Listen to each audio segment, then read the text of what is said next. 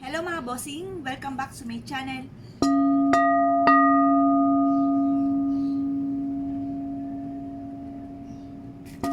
Kayo po ba mga bossing ko ay isa sa mga lagi na lamang namumblema tungkol sa usapin ng pera? Bagamat kayo ay napakasipag na tao at talagang mang nirakit nyo na lahat. Isang malaking question mark nga po yan kung ganyan po ang inyo pong sistema. Pero kung kayo po'y batugan, huwag kayong magtaka.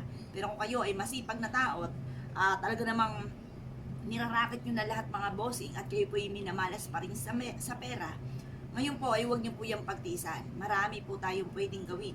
Kasi malaking katanungan nga po yan, bakit gano'n ang sitwasyon po ninyo. Ngayon pa mga bossing, ako po ay may irerekomenda na pwede nyong gawin mga bossing.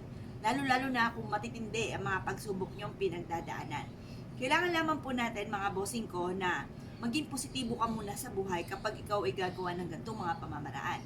Dahil maaaring ikaw po ay